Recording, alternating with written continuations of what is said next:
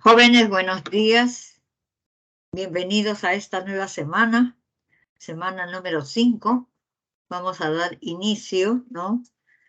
Siempre agradeciendo, ¿no? Que todo nos vaya muy bien durante toda esta semana, ¿correcto? Bien, vamos a apagar la cámara para poder hacer la proyección de la clase.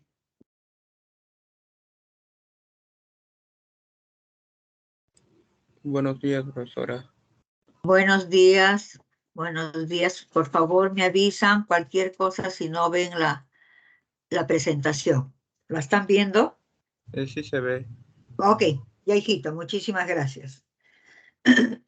Bien, hoy día vamos a tratar sobre la coordinación química y nerviosa, ¿no? También el sistema inmune y órgano de los sentidos, porque como verán, van a darse ustedes cuenta, ¿no? A lo largo de la clase que todo está completamente relacionado, ¿no?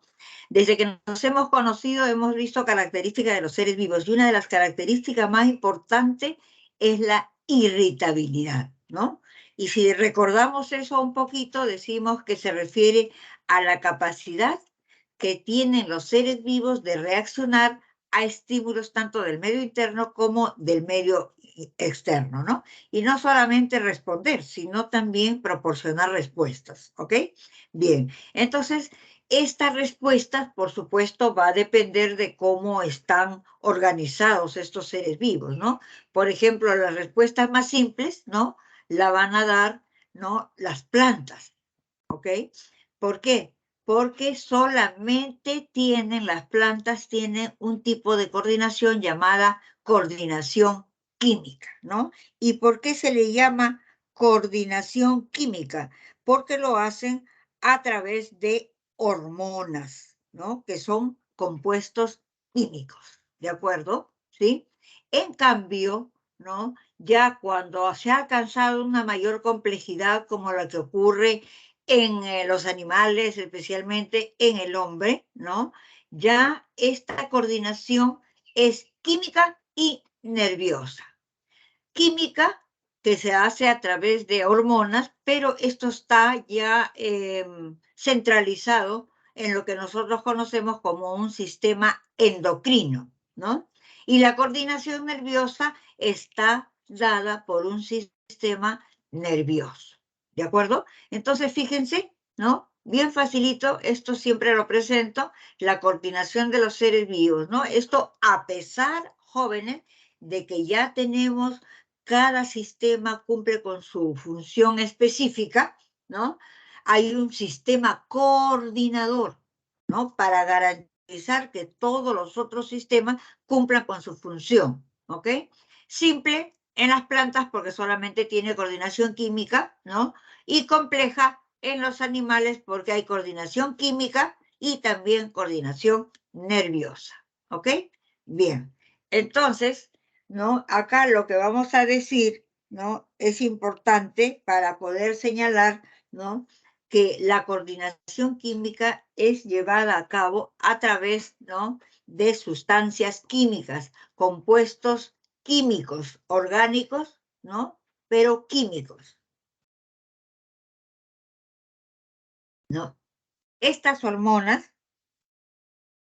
actúan, por favor, esta palabrita no olvidar, regulando los procesos de crecimiento, desarrollo y metabolismo. ¿Ok?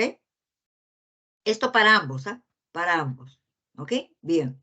Otra de las características de las hormonas, ¿no? Es que actúan en pequeñísimas cantidades, ¿no? Esto es lo que tienen en común, tanto las hormonas vegetales como las hormonas animales, ¿de acuerdo? Pero hay ciertas diferencias que lo vamos a ir diciendo, ¿no? Pero las principales son estas. Las hormonas vegetales, que también reciben el nombre de fitohormonas, ¿no? ¿Dónde se van a elaborar?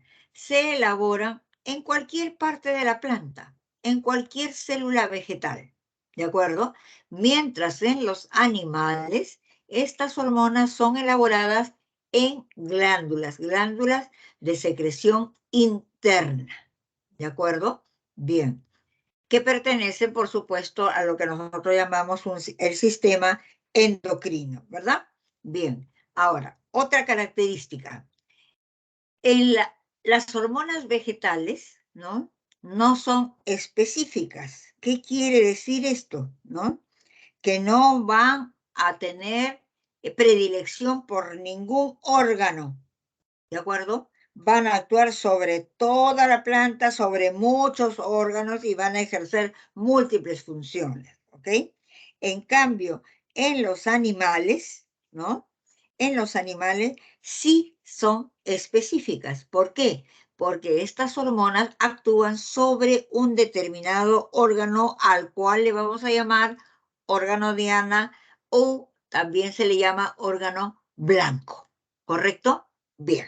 Entonces, ahora, en primer lugar, nos vamos a referir a las hormonas vegetales llamadas también fitohormonas, ¿ok? ¿Sí? Estas, como hemos dicho, ¿no? Van a regular, ¿no? Miren esto, no realizan el crecimiento, lo regulan. No realizan el metabolismo, lo regulan. ¿De acuerdo? Bien. Entonces, miren, regula el crecimiento, el metabolismo, el desarrollo de toda la planta. ¿De acuerdo? ¿Sí? Bien. Hemos dicho que son inespecíficas porque actúan sobre muchos órganos, ninguno en especial, ¿no? Sobre toda la planta, ¿no? Y ejercen múltiples funciones. Y esto para poder recalcar, ¿no? Que tanto las hormonas vegetales como los animales actúan en pequeñísimas concentraciones, ¿ok? ¿Sí? Bien. Ahora, también aquí me faltó anotar, pero se los digo, que el transporte, ¿no? De una célula a otra es por el floema, ¿no? O difusión entre las células, ¿ok? Bien, ahora, existen dos tipos de fitohormonas, unas estimulantes y otras inhibidoras, ¿de acuerdo? Unas estimulan el crecimiento, estimulan el desarrollo, etcétera, y estas inhiben el crecimiento, inhiben el desarrollo, etc. ¿Cuáles son esas estimulantes? Las auxinas, las gibberelinas, las citocininas. Y las inhibidoras son el ácido abscísico y el etileno. Muy bien. Pasemos viendo en primer lugar las hormonas estimulantes, ¿no? Sí, hemos dicho que son las auxinas relacionadas principalmente con el ácido indolacético, que es una de las principales auxinas. Hay varias, ¿no? Son elaboradas, fabricadas, sintetizadas en los meristemos de los vegetales, ¿no? Luego ya van a las partes inferiores de la planta para estimular el crecimiento del tallo, ¿no? Inducen a las células a sintetizar componentes de la pared celular, ¿ok? También estimulan la formación de raíces adventicias y laterales, ¿no? Y la diferenciación del tejido vascular, ¿no? Inhiben el crecimiento de las yemas laterales, ¿de acuerdo? Esas son las auxinas, ¿sí? Bien. También acá principalmente, ¿no? Entonces producen diferentes raíces adventicias, aumento de la dominancia apical, porque recuerden que está ubicada en los meristemos, sirven para la división y elongación celular, o sea, para el crecimiento, y retrasan la abscisión de los órganos vegetales como hojas, flores y frutos, o sea, la caída, ¿no? La principal auxina que nosotros acabamos de mencionar es el ácido indolacético, ¿no? Pero miren acá, están todos estos tipos de auxina, por eso decimos siempre el principal, el IAA, ¿de acuerdo? Bien, veamos ahora las gibberelinas, ¿no? Están relacionados con el ácido gibberílico. Estos influyen en el crecimiento del tallo, estimulan el crecimiento de hojas, ¿no? También de las flores y, por supuesto, participan en la germinación de las semillas, ¿no? Fíjense, ¿no? Inducen la floración, el crecimiento de frutos, ¿no? Y también su desarrollo, rompen la dormición de las semillas, es decir, estimulan la germinación, ¿no? ¿Por qué? Recuerden ustedes cuando a una semillita se le echa un poquito de agua, ¿no? ¿Qué cosa es lo que pasa? ¿No? Inmediatamente, ¿sí? Salen las enzimas hidrolíticas, ¿no? Que son promovidas por el ácido gibberélico. Esto se disuelve y es ingerido por el embrión para que pueda luego formar una nueva plántula, ¿no? Porque cuando ustedes, por ejemplo, compran una semilla de frijol, esa semilla está pero dura, dura, dura, dura, ¿no es cierto? Entonces, al echarle la planta, las enzimas hidrolíticas activan el ácido gibberélico que está acá y promueve la germinación, ¿no? También aumentan la fructificación, ¿de acuerdo? Bien. Y las citocininas, ¿no? Que hemos dicho que están relacionadas estructuralmente con los carotenoides, ¿no? Estos derivan de la adenina, estimulan la mitosis, ¿no? Y la síntesis de ADN, ARN y proteínas. Estos sí favorecen la formación de yemas laterales, ¿no? Favorece también el alargamiento de frutos y semillas, ¿no? Inhiben el amarilleo de las hojas, ¿no? Y, ojo, ¿no? Previenen la senescencia, ¿sí? ¿Ok? Estas citocininas, ¿sí? Acá tenemos, ¿no? Fíjense, para que funcione estas citocininas o citoquininas, como está acá, hay una serie de factores exógenos, ¿no? En presencia de luz, a baja temperatura, con oxígeno, ¿no? Puede tener presencia de sales como nitratos, fosfatos, ¿no?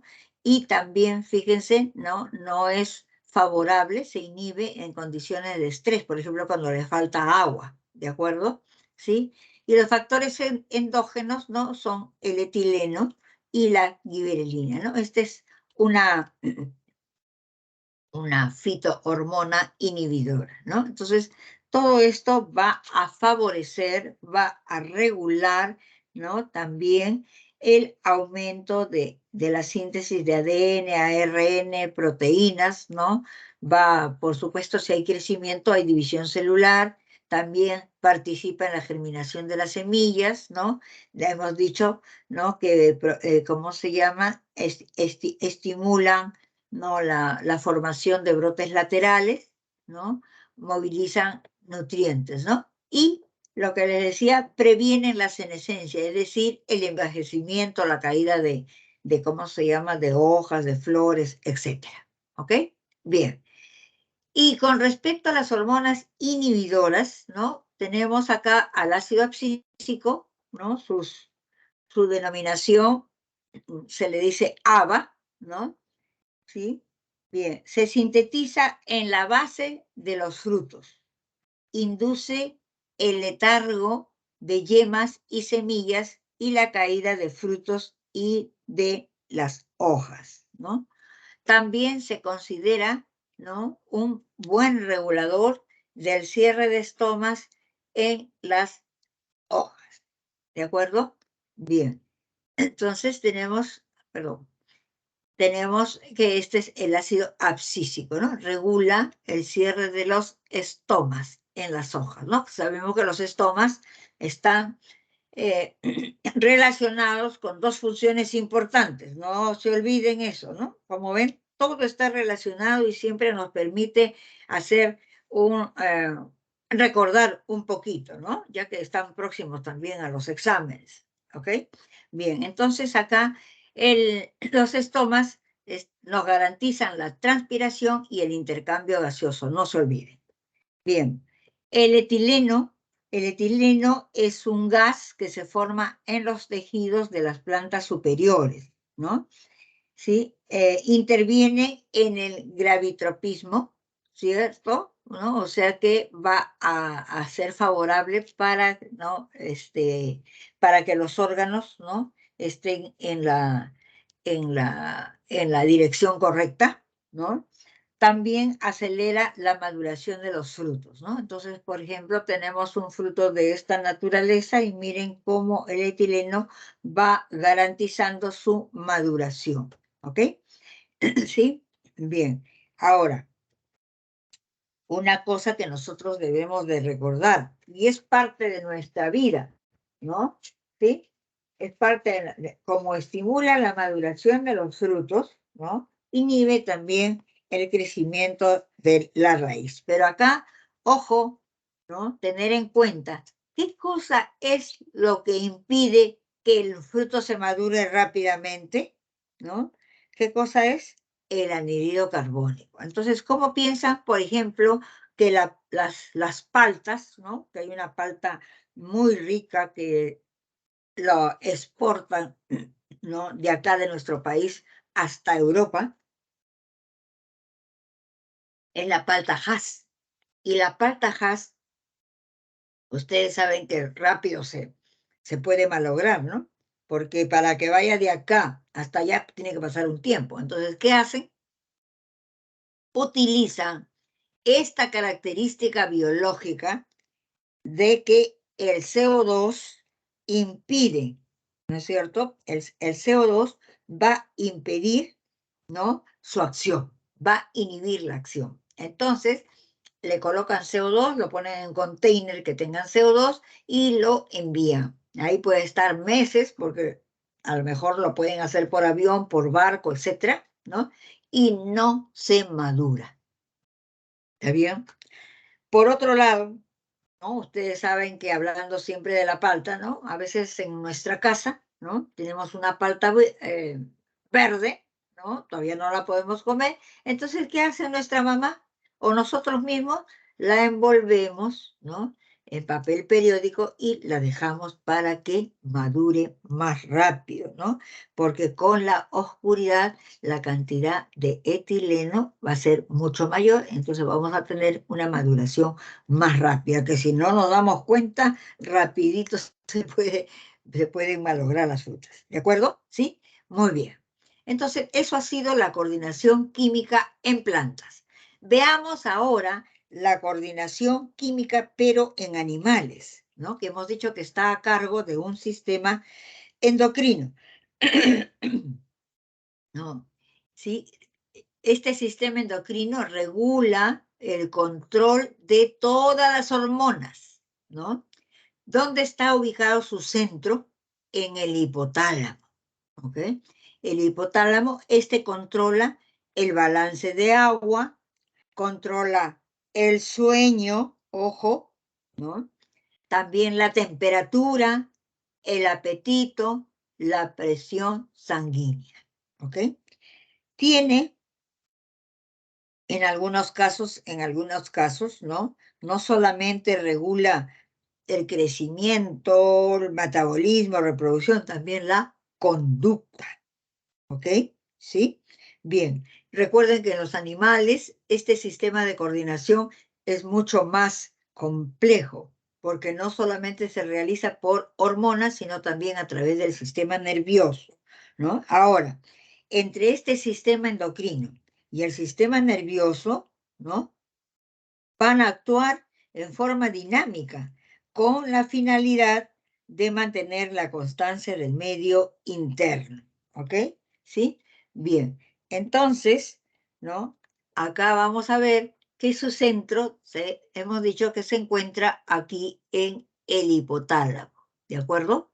Bien. Entonces se hace a través de las hormonas que circulan a través del torrente sanguíneo, ¿no? Hemos dicho que aquí era diferente, ¿no? Porque hablamos de glándula de secreción interna. ¿Qué quiere decir? Que no tiene conducto excretor. Entonces, todo lo que elaboran estas glándulas, ¿no? Que aquí las vemos, ¿no? Todo lo que elaboran la van a vaciar a la sangre. Y es la sangre, ¿no? La que lleva, cumpliendo con su función de transporte, ¿no? La que lleva a todas las células del organismo. Y por supuesto, ¿cómo saber dónde se queda la hormona? Pues hay que mirar, ¿no? Se queda la hormona, ¿no? En la célula diana o célula blanco que se le llama, ¿no? Porque cada célula tiene sus determinados receptores, ¿de acuerdo? ¿Sí? ¿Ok?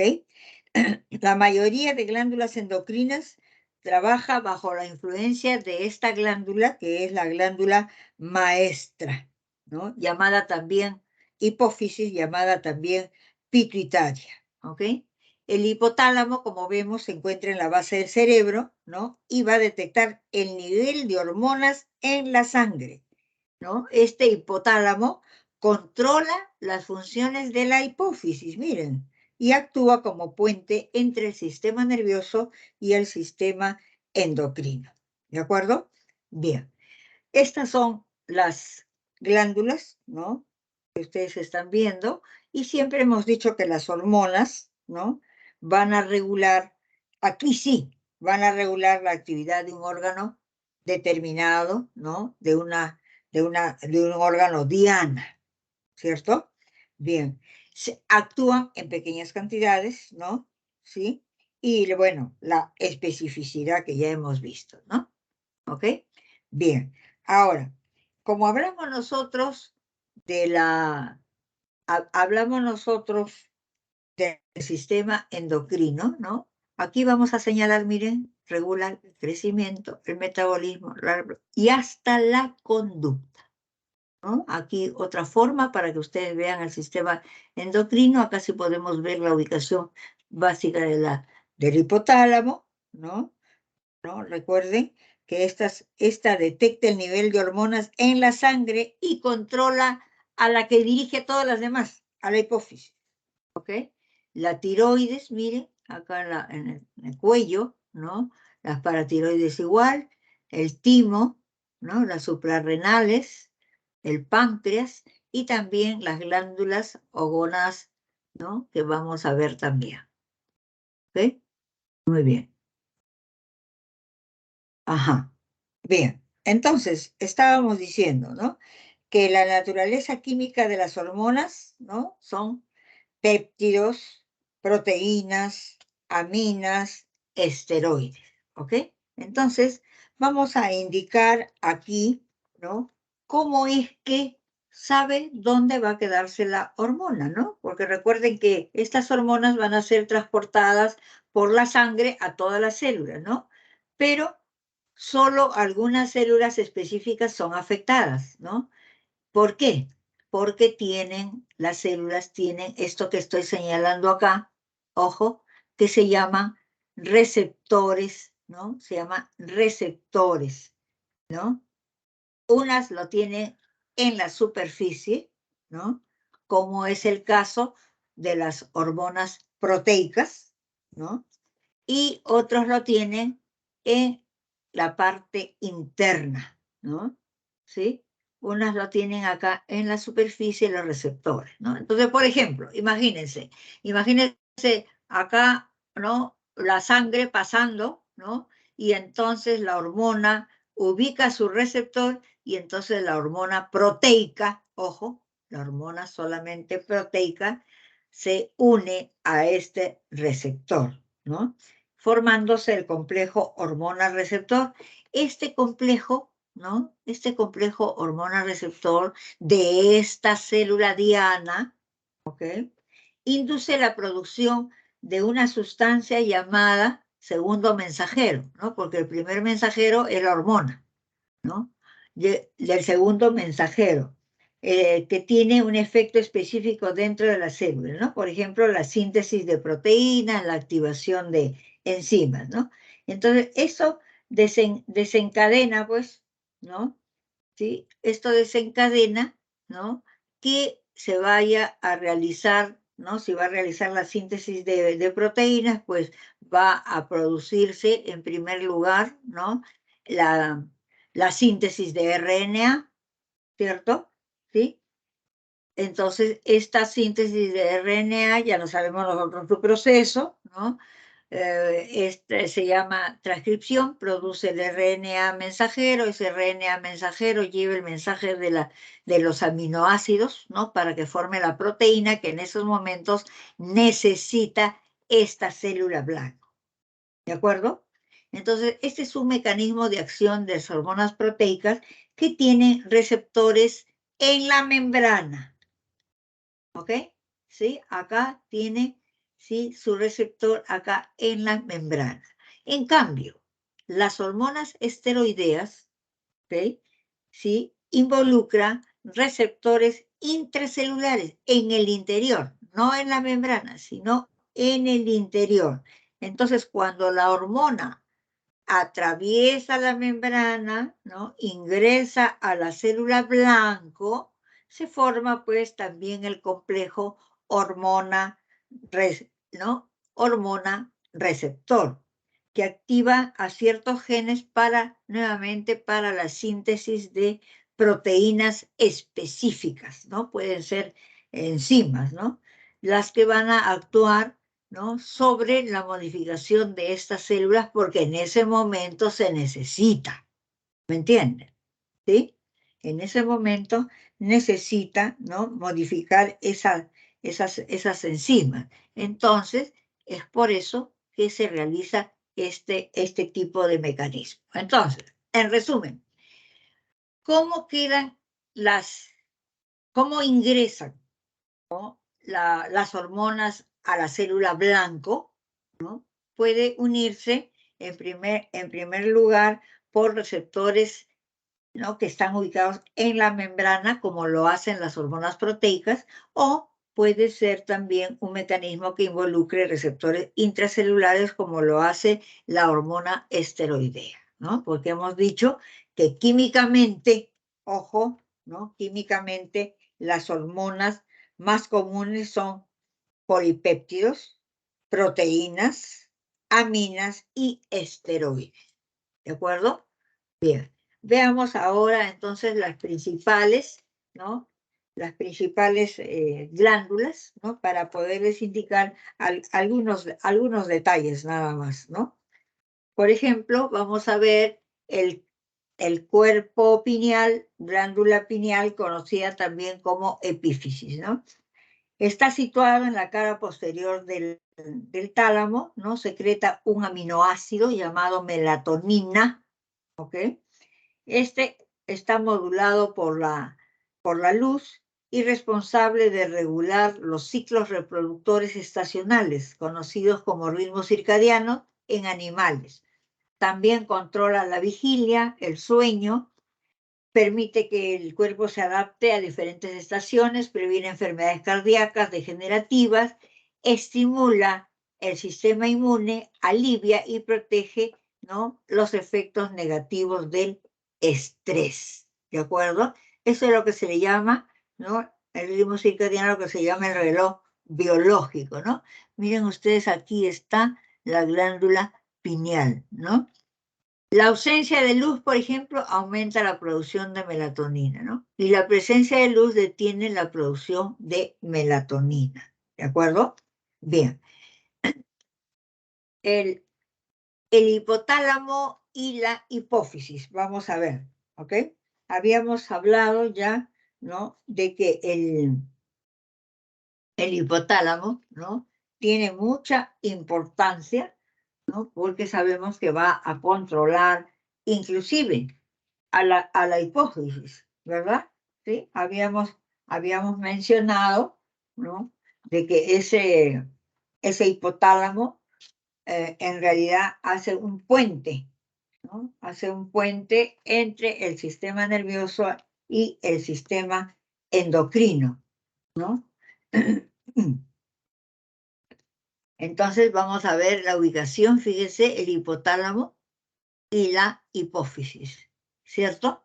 ¿Sí? Miren lo pequeñito que es, ¿no? Lo que pequeñito que es la hipófisis, ¿no? Y el hipotálamo, y también, por supuesto, la relación que existe entre ellos, ¿no? ¿Sí? Recuerden que todas las glándulas endocrinas trabajan bajo la acción de esta glándula pequeñita, ¿de acuerdo? ¿Sí? Y el hipotálamo, ¿no? Que también se encuentra aquí, detecta el nivel de hormonas en la sangre y controla las funciones de la pituitaria, ¿no? Y hemos dicho que actúa, ¿no? Como puente entre el sistema endocrino y el sistema nervioso, ¿ok? ¿Sí? Bien. Vamos a ver entonces la hipófisis, ¿no? O conocida como, ¿no? Glándula pituitaria, ¿cierto? Muy bien. Esta hipófisis, fíjense, no pesa pero ni un gramo, ¿no? Pesa hasta 0,8, ¿ok? Y se localiza en la base de acá del encéfalo, ¿no? Sobre un hueso llamado esfenoides, pero esa está encajada, ¿no? Esta hipófisis está encajada en una excavación que tiene este hueso esfenoides que recibe el nombre de silla turca. Miren la forma que tiene, ¿no? Sí, parece una cebollita, ¿no?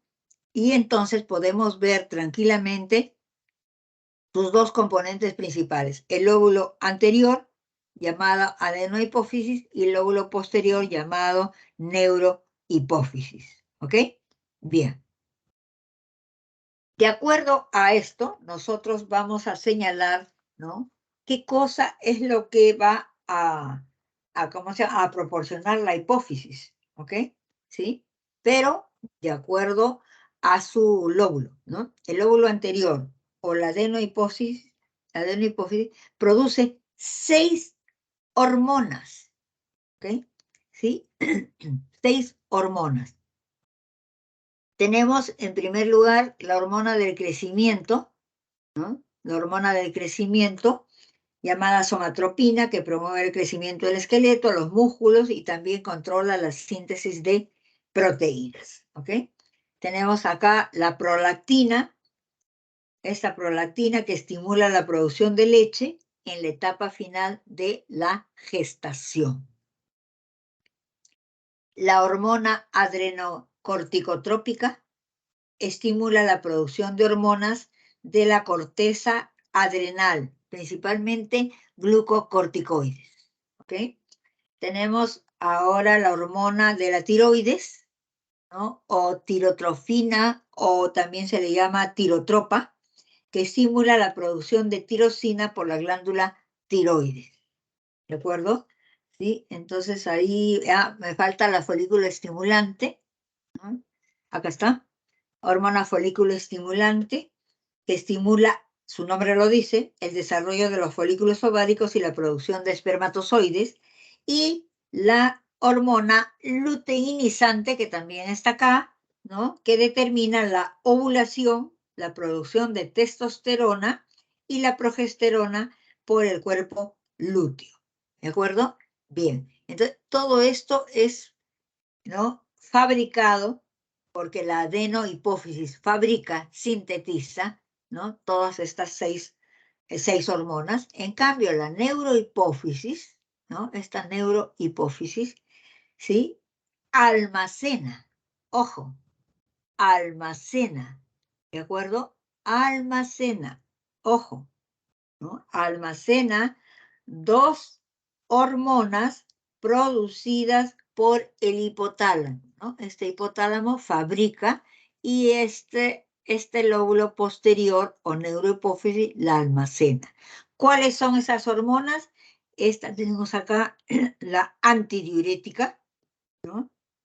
Que estimula la reabsorción de agua por los túbulos renales y de esta manera se reduce el volumen de orina, ¿no?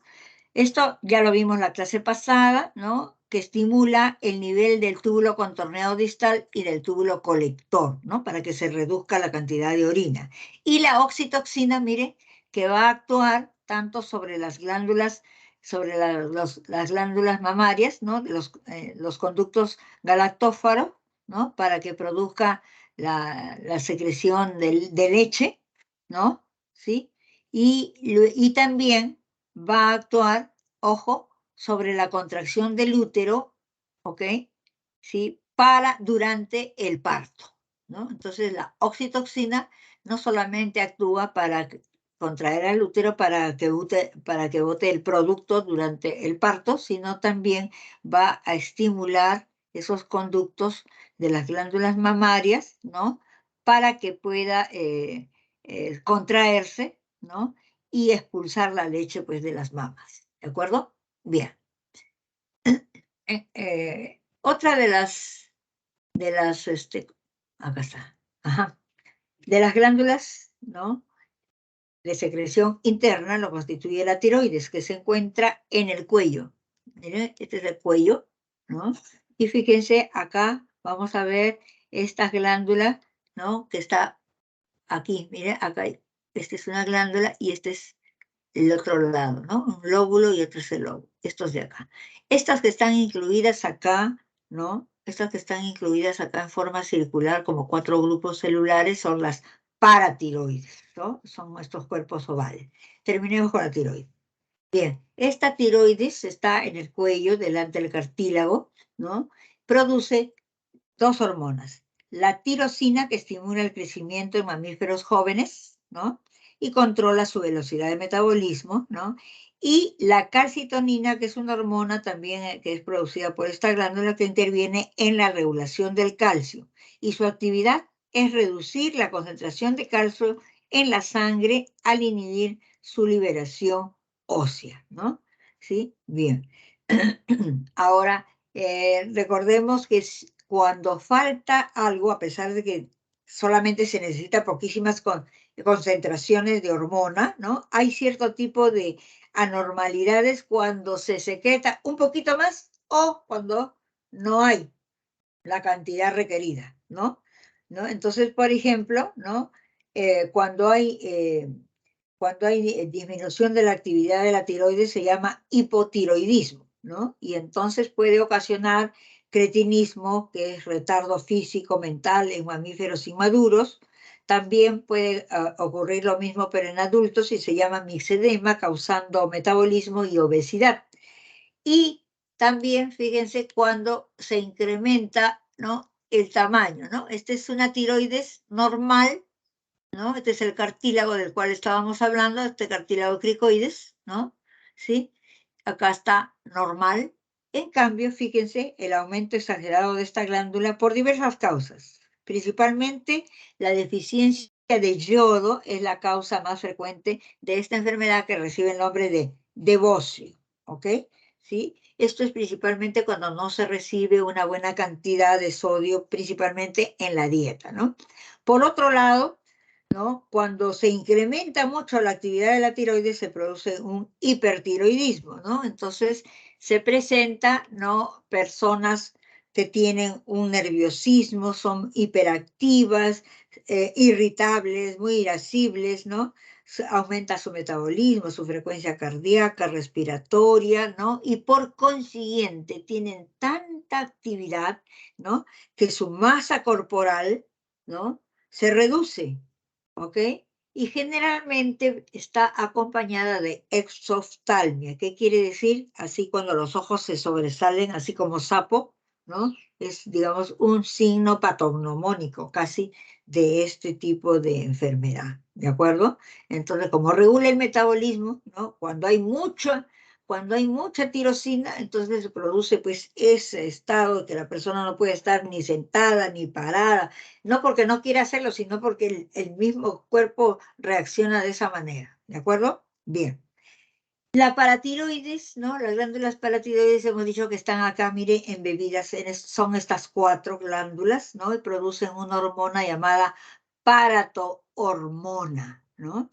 Esta paratohormona, ¿no?, es un péptido, ¿sí?, que trabaja de manera antagónica, ojo, a la calcitonina, ¿no?, ya que reduce los niveles de calcio en sangre, ¿no? Esta paratohormona, ¿no?, ¿sí?, va a reducir los niveles de calcio en sangre. La baja producción de esta hormona paratiroidea conduce a desórdenes nerviosos y también a la presencia de tics, ¿no? O sea, esos movimientos que no se pueden controlar, movimientos de los músculos, de las manos, de los pies, etcétera, que es conocida con el nombre de tetania. ¿Ok? Bien. También vamos a referirnos, ¿no?, al timo.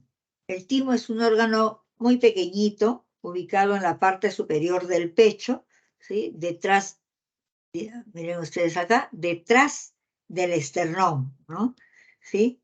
Este timo en la pubertad alcanza su mayor tamaño. Es voluminoso en la infancia, en la pubertad alcanza su mayor tamaño y después ya involuciona, ¿no? O sea, va bajando.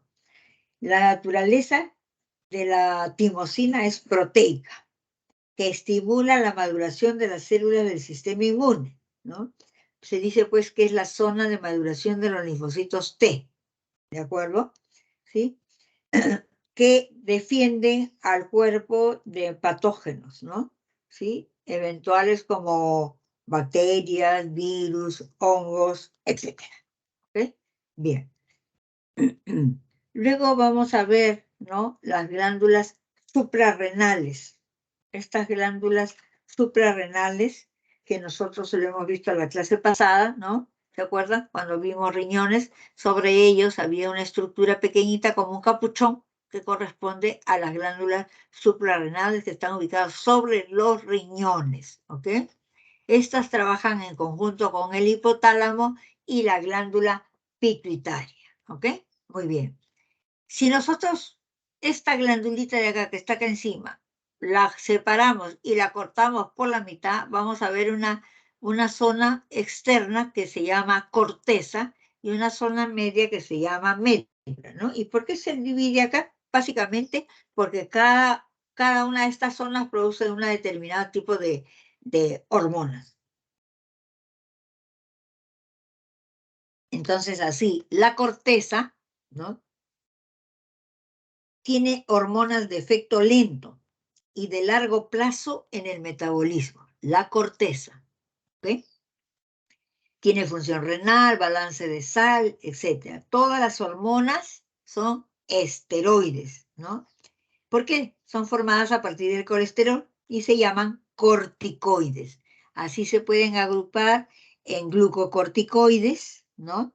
Involucrados en el metabolismo de la glucosa, producidos en respuesta al shock, dolor físico, emociones, frío intenso, ¿no? También están los mineralocorticoides, dentro de ellos principalmente la aldosterona involucrada en el metabolismo mineral, ¿no? Este grupo incluye, ¿no? a esta hormona principalmente que regula la retención de agua, controlando, ¿no? La reabsorción de sodio y otros minerales en los tejidos, ¿no? ¿Sí? También se sabe mencionar algunos andrógenos, ¿no? Que dan las características masculinizantes. Muy bien. Ahora, en la médula, ¿no? Aquí hay otras hormonas que preparan al organismo para luchar, huir ante el enemigo o una situación de estrés. La hormona más importante es la adrenalina, ¿ok? Esta adrenalina que, ¿no? Ustedes deben haber escuchado, ¿no? Vamos a los juegos, ¿no? Para hacer pura adrenalina, ¿cierto?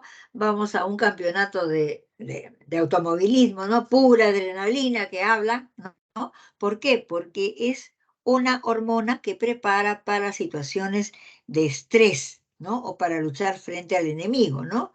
Eso también, por ejemplo, muchos le saben llamar, ¿no? La hormona de la emoción, ¿no? La hormona, por ejemplo, cuando una persona está enamorada, ¿no?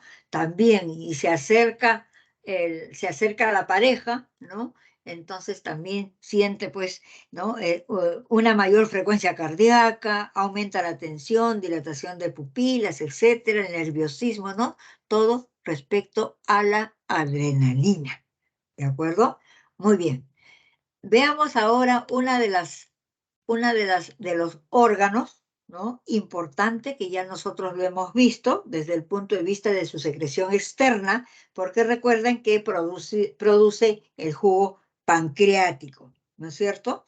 Pero nosotros vamos a ver acá la parte, ¿no? De la endocrina, ¿no?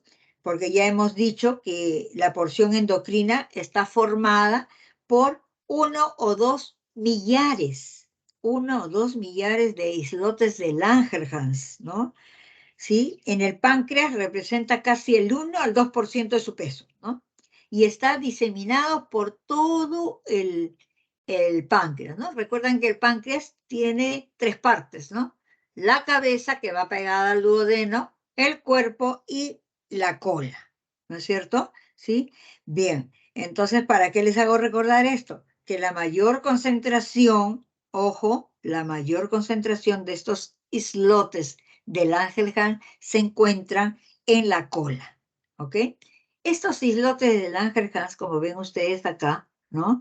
Son bastantes cúmulos muy vascularizados, constituidos por diferentes tipos celulares, ¿no?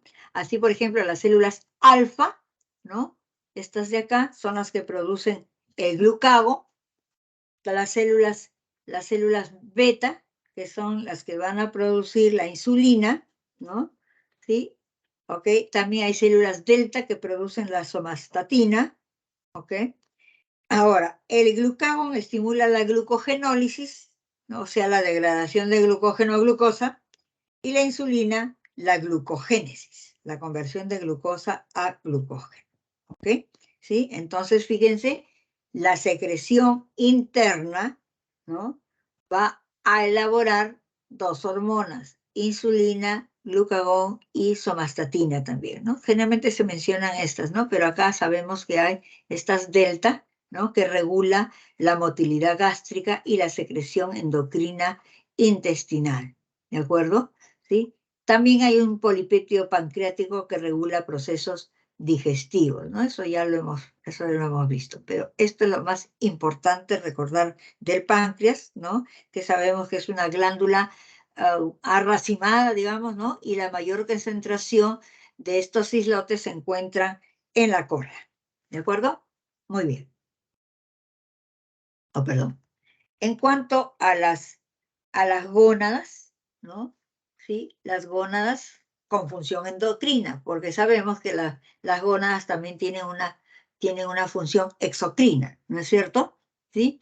Así, por ejemplo, ¿no? Sabemos que la gónada masculina que elabora espermatozoides, ¿de acuerdo? ¿Sí? Muy bien. Pero también tiene las células de Leydig, ojo, en los testículos, que sirven para poder elaborar la testosterona, ¿no? Y recuerden con qué está relacionada la testosterona, ¿no? Con la determinación secundaria del sexo, o sea, las características secundarias, ¿no? Porque las características primarias se dan después de la fecundación. En cambio, las características secundarias ya se dan durante la adolescencia. ¿Qué quiere decir, por ejemplo, en el hombre? Cambio de voz, aparición de bigote, de pelo en el pecho, ensanchamiento de hombro, etcétera, ¿no? ¿Sí? Bien, entonces, acá, bueno, esto de acá no nos interesa porque es la secreción externa, la producción de espermatozoides, ¿no? Lo que nos interesa son las células de Leydig que se elaboran, ¿no? ¿Qué cosa es lo que van a elaborar? La testosterona, la hormona sexual masculina. Muy bien. Acá también la gónada femenina también es una gónada de secreción mixta, externa, exocrina, ¿no? Porque va a producir óvulos, ¿se acuerdan? ¿Sí? Va a producir los óvulos, ¿no? Eso va hacia afuera. En cambio, secreta dos hormonas, ¿no? Los estrógenos y la progesterona. Todos van a ayudar, ¿no?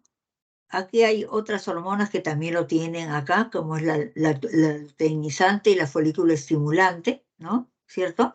Pero principalmente, ¿no? Recuerden que son los estrógenos y la progesterona, ¿no?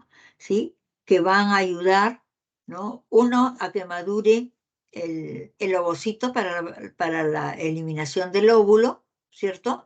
¿Sí? Y también recuerden, ¿no? La progesterona que ayuda al engrosamiento del útero para que se pueda instalar, ¿no? En el útero en muy buenas condiciones. ¿De acuerdo? Bien, entonces estas son las gónadas, ¿no? De secreción mixta. ¿Bien? ¿Sí? Bien. Bien. Ahora, ¿por qué vemos acá el sistema inmunitario? ¿No? Acá vemos al sistema inmunitario, ¿no? ¿Por qué? Porque este sistema, ¿no? Es capaz de hacernos resistir al ataque de agentes patógenos, ¿no? Es decir, constituye pues una fuente de respuesta, ¿no? Ante la agresividad del medio ambiente. O sea, ante un virus, ante una bacteria, ante cualquier otro microorganismo que nos pueda causar enfermedad, ¿no? Entonces, el sistema encargado de defendernos frente al ataque de estos patógenos, ¿no? Recibe el nombre de sistema inmunitario, sistema inmunológico, etcétera, ¿no? Tiene una red compleja de células y órganos bien diferenciados que permite reconocer aquellos que son extraños, que se llaman antígenos, ¿no? Para poderlos eliminar y por lo tanto proteger al cuerpo de las infecciones. Por ejemplo, el virus del COVID, ¿qué cosa es? Un antígeno. ¿Por qué? Es algo extraño a nuestro organismo.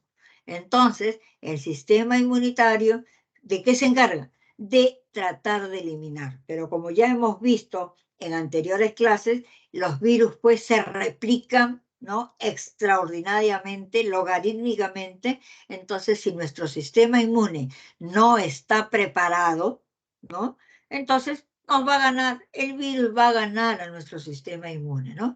Por eso, jóvenes, es necesario la vacunación, porque la vacunación nos ayuda a resistir a estos ataques, ¿no? O sea, sistema inmune más vacuna, pues puede vencer a estos antígenos. ¿De acuerdo?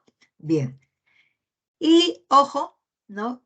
Nuestro organismo responde, ¿no? Contra ese antígeno formando anticuerpos, ¿no? Es decir, elaborando la respuesta inmune, ¿ok? Los órganos involucrados con este sistema se denominan órganos linfoides, ¿no? Y afecta el crecimiento, el desarrollo y liberación de linfocitos. ¿De acuerdo? ¿Sí? Bien, entonces, este, este sistema inmunitario, ¿no? Este sistema inmunitario tiene muchos órganos, ¿no? De los cuales se va a encargar, ¿no? Porque el hombre va a disponer de ese sistema para destruir todos aquellos agentes, ¿no? Ahora, este sistema inmunológico, ¿no? Va a tener varios órganos sobre los que va a actuar. Tenemos ahí, ¿no? Lo van a ayudar, ¿no? Por ejemplo, el vaso, también están las amígdalas, las membranas mucosas, ¿no? Los vasos linfáticos, ¿no? Como ven acá, el timo, la piel, la médula ósea, las amígdalas, ¿no? ¿Sí? La ciencia que se encarga de estudiar el sistema inmunitario se llama inmunología, ¿no? Que se ocupa de reconocer lo propio frente a lo extraño, o sea, reconocer nuestras células, nuestros órganos de aquello que va a ser extraño, aquello que es externo, ¿no? Acá miren, tenemos muchos mecanismos de defensa, como son las mucosas, ¿no? Por eso las mucosas siempre paran húmedas, ¿no? La mucosa de la nariz, la piel, ¿no? Son barreras, ¿ok? Son barreras que están listas para podernos proteger, ¿no? Entonces, cuando se instalan en nuestro organismo es porque se han vencido muchas barreras, ¿ok? Bien, el sistema inmune tiene 6 componentes principales. 3 de estos, ¿no? Son diferentes tipos de células y los otros 3 son proteínas, ¿ok? Bien, entonces hay células, ¿no? Como los granulocitos, están los monocitos y también están los linfocitos, ¿ok? Estas 3 categorías, ¿no? Van a actuar, ¿no? Y estos granulocitos son las células con núcleo, ¿no? Los granulocitos son los que van a fagocitar, ¿de acuerdo? Bien, también tenemos fagocitar. ¿Qué cosa fagocita? Fagocitan, pues, a los antígenos, ¿no? ¿Sí? Porque una vez que han ingresado, inmediatamente salen al ataque los granulocitos, ¿ok? Sobre todo si estos están cubiertos por anticuerpos como las inmunoglobulinas, ¿ok? Entonces, estas que están, una vez que están atrapados, son destruidos totalmente por las enzimas de los granulocitos. También están los monocitos, ¿no? Entonces, estos monocitos, ¿ok?, constituyen un pequeño porcentaje, ¿no? Y reciben también, ya cuando están un poco más localizados en los tejidos, se llaman macrófagos. También ingieren sustancias extrañas, ¿no? Y una característica de estos monocitos es que tratan de alterar, ¿no? Tratan de alterar los antígenos para hacerlos más visibles para que puedan ser atacados por los linfocitos, ¿ok?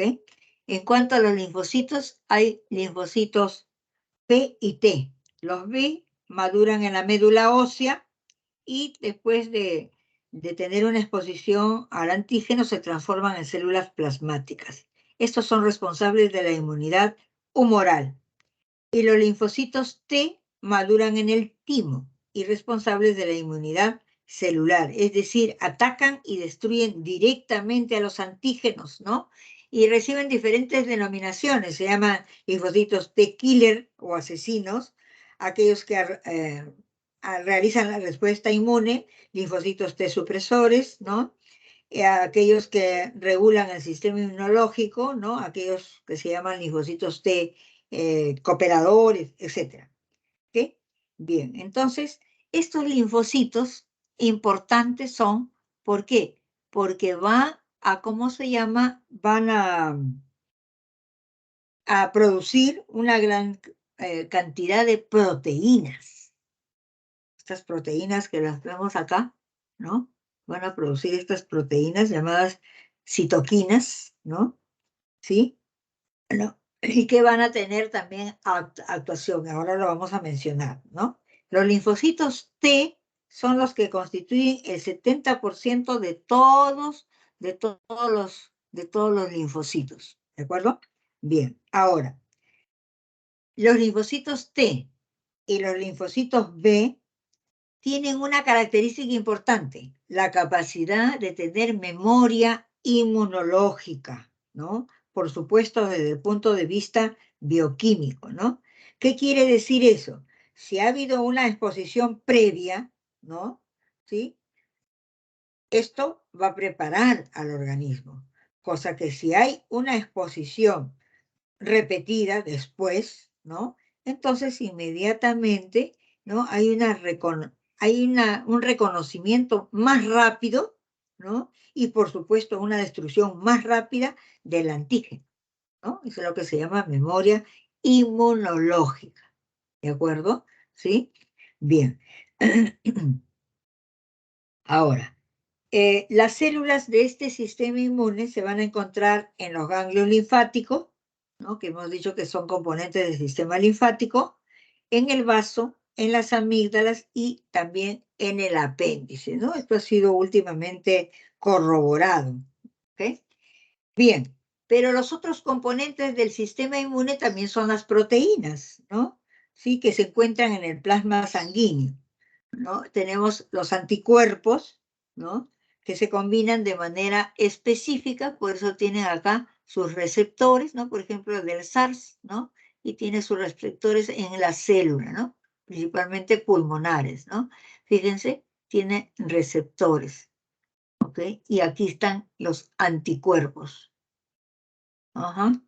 Bien, para poder eliminarlos, ¿no? Pero a veces, como ven, no hay tanta cantidad de anticuerpos, ¿no? Para poderlo eliminar, ¿no? Entonces se instala. Luego están las citoquinas, ¿no? Responsables de la regulación de la respuesta inmune. A veces son secretadas por los linfocitos y se llaman linfoquinas. Si son secretadas por los monocitos, se llaman monoquinas, ¿no? Estos incrementan la respuesta inmune, ¿no? Otras hacen que las células proliferen y otras pueden suprimir la respuesta inmunológica. Y finalmente las proteínas del complemento, que viene a ser una familia de proteínas que junto con las inmunoglobulinas, con los anticuerpos, actúan para dar una respuesta adecuada, ¿no? Una vez que el anticuerpo se une al antígeno, las proteínas del complemento pueden unirse a ese complejo, ¿no? De tal manera que van a facilitar que las células, ¿no?, lleven a cabo la fagocitosis o la lisis de las células infectadas, ¿ok? Bien, esta diversidad de tener memoria inmunológica, ser específica y la capacidad de discriminar lo propio y lo extraño son características propias de este sistema inmunológico, ¿ok? Sin embargo, ¿no?, existe a veces, ¿no?, problemas cuando el sistema inmunológico no está bien regulado. Cuando el sistema inmunológico no está autorregulado de manera adecuada, se puede originar enfermedades llamadas autoinmunes, como la artritis reumatoidea, el lupus, el vitiligo, la psoriasis, las alergias, ¿de acuerdo? Son enfermedades autoinmunes, ¿ok? Bien. ¿Eso por qué? Porque el sistema inmune no está bien regulado. Entonces, ¿qué pasa en ese tipo de enfermedades? En vez de reconocer lo propio, ¿no?, lo reconoce como extraño y lo ataca. ¿Se da cuenta? No está bien, pues, porque lo que tiene que atacar es lo extraño, pero no lo propio. Pero acá sí, como no hay una buena regulación, ¿ok?, entonces va a impedir una respuesta inmune adecuada, ¿no?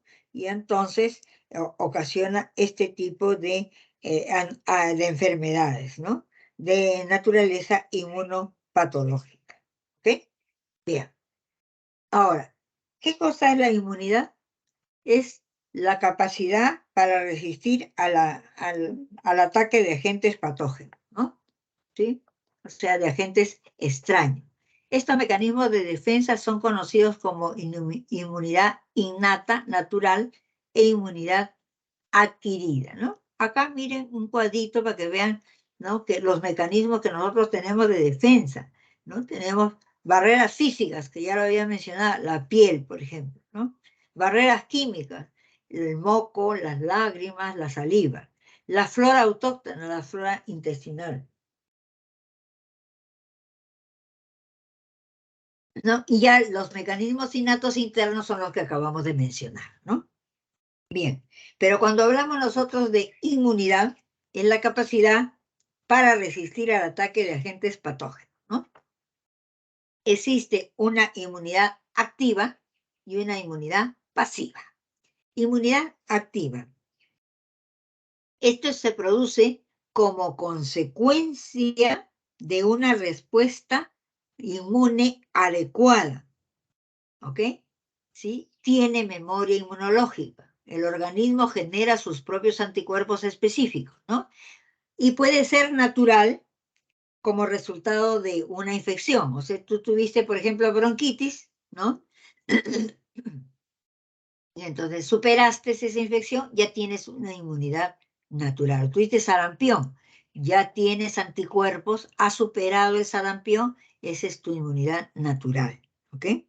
Pero, ¿no?, la inmunidad activa, cuando te inyectan, ¿no?, cuando te inyectan las vacunas, ¿cierto?, es una inmunidad artificial, porque con las vacunas, ¿no?, van a tener antígenos apropiados, ¿de acuerdo? Van a tener antígenos apropiados, por ejemplo, contra el sarampión, por ejemplo, ¿de acuerdo? ¿Sí? Pero es una inmunidad activa. Ahora, estas vacunas, acuérdense que se preparan con microorganismos vivos atenuados, es decir, que le baja su virulencia. Se preparan con microorganismos muertos, inactivados por radiación ultravioleta o por cualquier otra cosa, ¿no? También se hace con productos de estos microorganismos patógenos, ¿no? Pueden ser, por ejemplo, toxinas. O también por tecnología de DNA recombinante, ¿no?, donde aíslan genes responsables para codificar determinado tipo de antígenos inmunoestimulantes y lo insertan en el DNA de algún organismo vector, ¿no? Para producir cantidad de antígeno que posteriormente va a ser empleado como vacuna, ¿no? Por ejemplo, la vacuna de la hepatitis B tiene esta característica. Por otro lado, vemos el tipo de inmunidad pasiva. Este, por ejemplo, es de efecto temporal. Este queda para toda la vida. Este solamente en el momento que se necesita, ¿no? Consiste en el pasaje de anticuerpos específicos elaborados por otro organismo, ¿ok? Puede ser natural como el que ocurre cuando la madre gestante le pasa a su hijo, ¿no? ¿Sí? Le pasa los anticuerpos a través ¿cómo se llama? De la leche materna al recién nacido, ¿no? O también, pues, a través del cordón umbilical, ¿no? Y es una inmunidad pasiva, ¿no? Cuando va a pasar, pues ya hemos dicho, ¿no? Es elaborado por otro organismo, pero puede ser artificial, ¿no? Cuando se forman anticuerpos específicos, ¿no? En otros animales, ¿no? Por ejemplo, cuando se elabora los toxoides tetánico y diftérico, ¿no? O también contra veneno de serpientes, ¿no? Estos se elaboran en caballos, ¿no?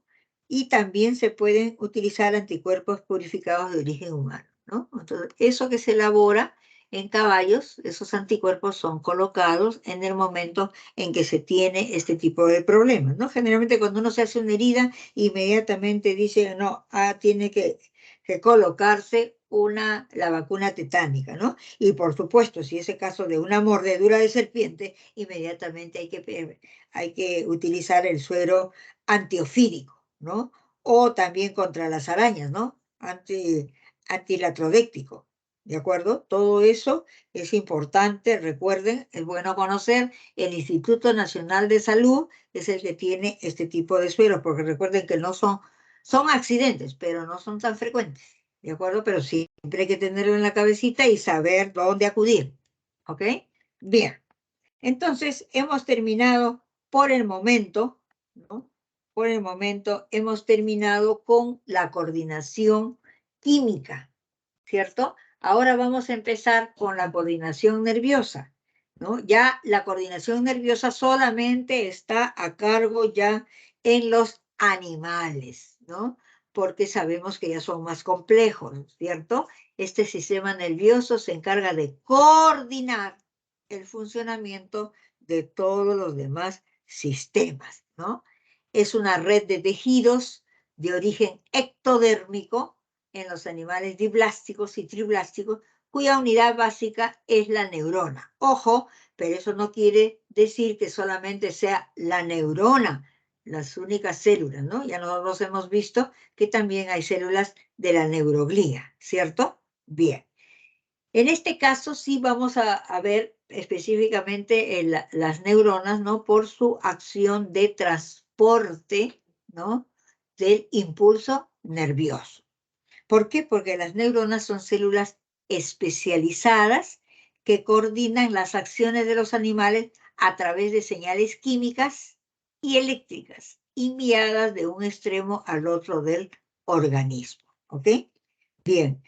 Como vamos a estudiar el sistema nervioso, ¿no? Vamos a ver a lo largo de toda la escala zoológica simplemente para poderlo presentar y después ya nos ocupamos del sistema nervioso del hombre, ¿no? Entonces, vamos a ver, ¿no? Que vamos a empezar por los más simples, ¿no? Por lo más simple. Y entonces vamos a ver que el sistema nervioso a lo largo de toda la escala zoológica va aumentando su complejidad, ¿no? Y entonces hay el sistema nervioso de tipo reticular o difuso, hay otro que es ganglional o segmentado y el encefálico que ya lo tienen, digamos, los animales más evolucionados, ¿no? Pero, ojo, también jóvenes, tenemos que recordar aquellos animales que no tienen sistema nervioso o que tienen algunas células de forma elemental, ¿no? Por ejemplo, aquí en los poríferos, ¿no? Recuerden, no tienen sistema nervioso, pero sí tiene efectores aislados que responden directamente, ¿no? Directamente, ¿no? Al medio ambiente, por supuesto, sin necesidad de unirse a receptores, porque no tienen células u órganos nerviosos definidos, ¿ok?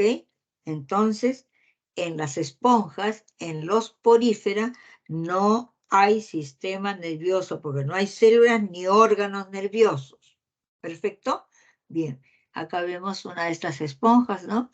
Que inclusive, ¿no? Mucho tiempo fue considerado como si fuera un vegetal, ¿cierto? Bien.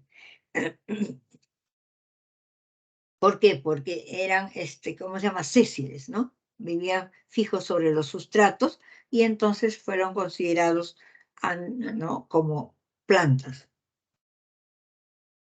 Por mucho tiempo, ¿no? Por mucho tiempo. Y justamente por estas consideraciones de no tener, ¿no?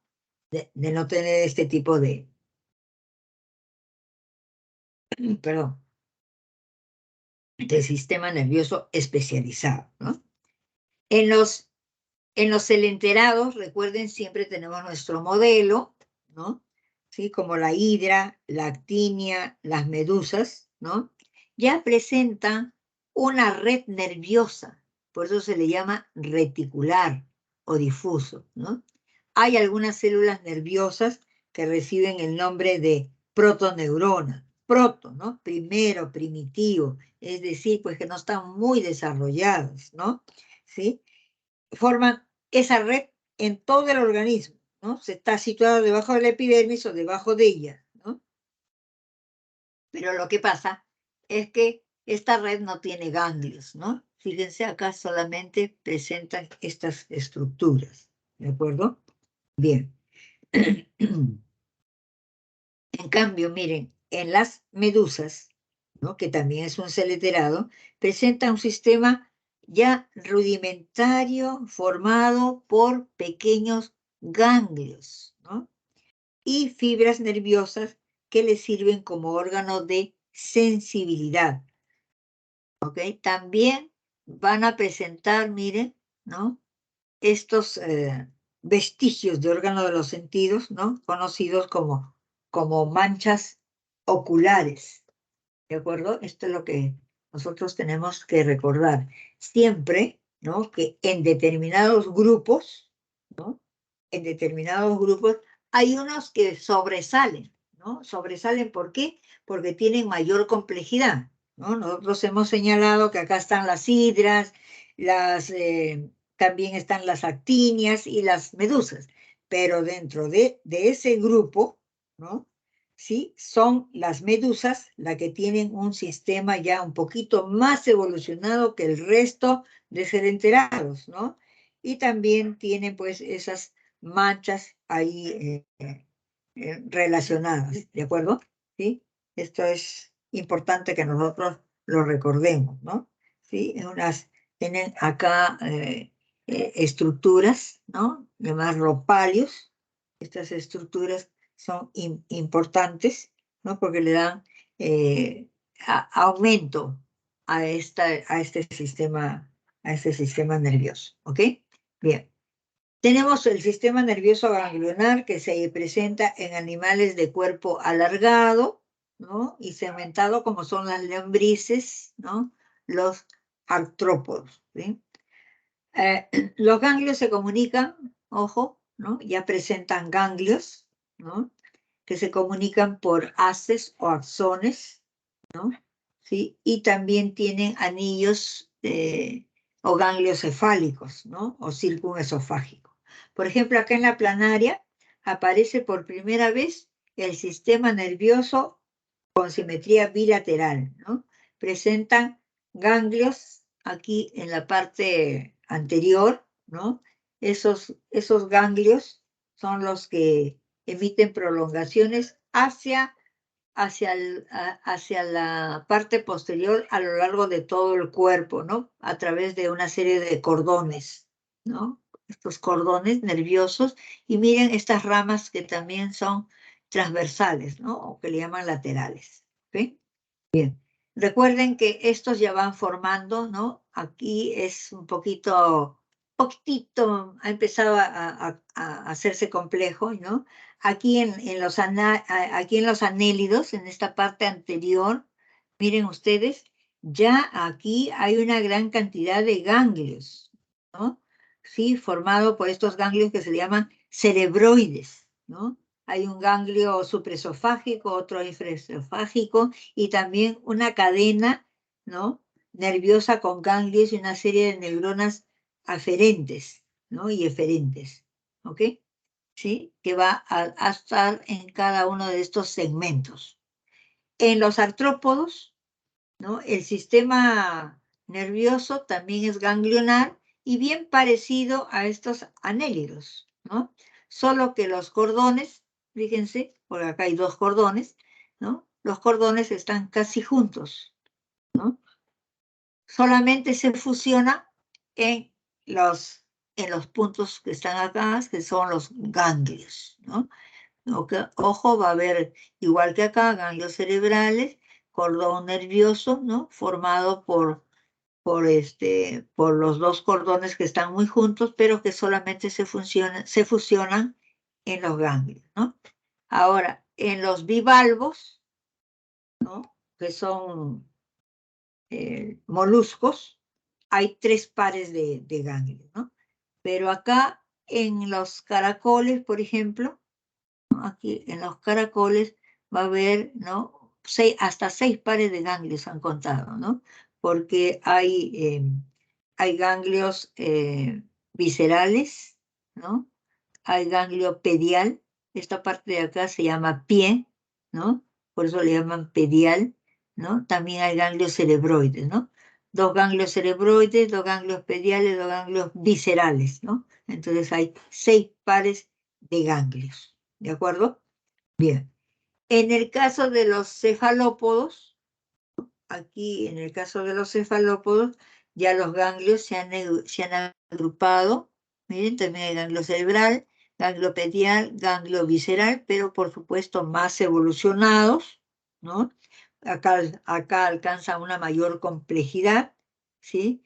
Y forma pues un gran centro nervioso, ¿no? Que de él parten ya, ¿no? Las ramas hacia el resto del cuerpo, ¿ok? Bien.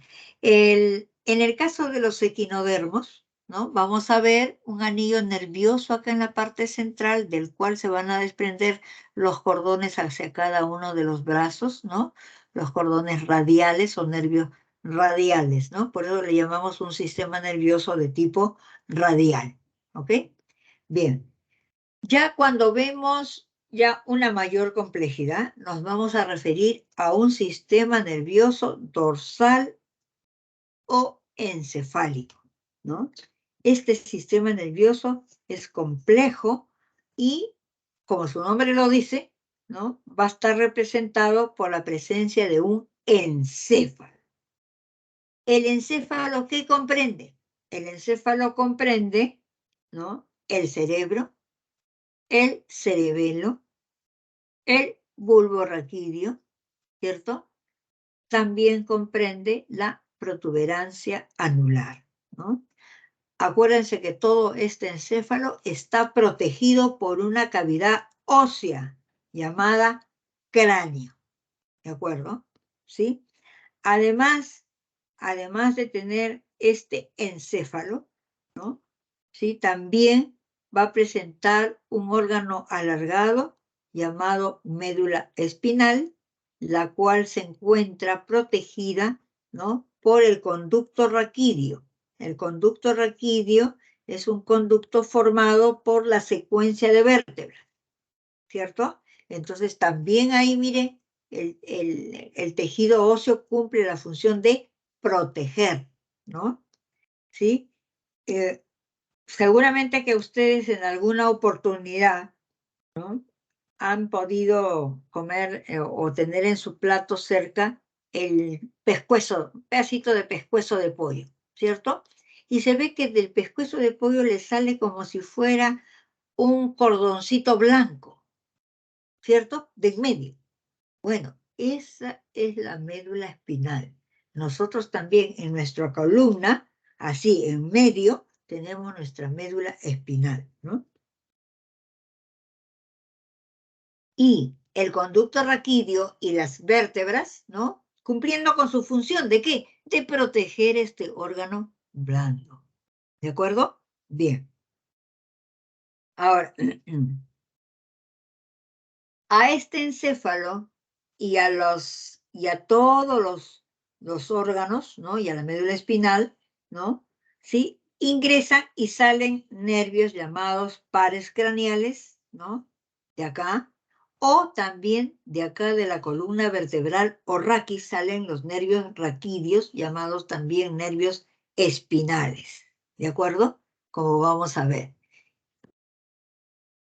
Y tenemos, ¿no? El sistema nervioso ya en los vertebrados que caracteriza este sistema nervioso encefálico, ¿no? Donde el encéfalo presenta un cordón dorsal único, hueco, con pares de nervios craneales y espinales. Ojo, miren, acá, miren la posición de este cordón nervioso es ventral, igual acá, es ventral, ¿no? Sino que lo estamos viendo por la parte superior. Son ventrales. En cambio, en los vertebrados la posición es dorsal y es único, ¿de acuerdo? En el otro eran dos, acá no, ¿de acuerdo? Bien, entonces, miren, el sistema nervioso tiene la característica, ¿no? De percibir todos los cambios físicos y químicos del medio, o sea, los estímulos, ¿no? Y también de producir respuestas, o sea, como reacción a estos estímulos. ¿Ok? Bien. Estos estímulos, ¿cómo van a ser recibidos? Por los órganos receptores, es decir, por los órganos de los sentidos, llamados también órganos sensoriales, ¿no? La piel, los ojos, la nariz, la lengua, etcétera, etcétera, ¿no?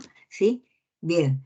Y la respuesta, ¿no? Está dada por los músculos o las glándulas. Recuerden que entre el estímulo y la respuesta está estos sistemas de coordinación que se llama el sistema nervioso y el sistema endocrino, ¿ok? Bien, entonces vamos a ver, ¿no? ¿Qué cosa es lo que caracteriza el sistema nervioso en los vertebrados? Que sabemos que es un sistema nervioso ya mucho más complejo, ¿no? ¿Por qué es complejo? Porque sus respuestas son rápidas, coordinadas, sobre todo eso, ¿no? Sabemos nosotros que lo más característico del tejido nervioso es la irritabilidad, ¿no? ¿Cierto? Bien, que ya lo hemos mencionado. Ahora, cuando la excitación, o sea, digamos la acción, ¿no? Del estímulo, ¿no? Es producida, ¿no? En los receptores, esta es transmitida por sistema o vías de conducción, que son los nervios, ¿no? Y va hacia los centros nerviosos, ¿no? Que puede ser la médula o el cerebro, en donde se elaboran las respuestas.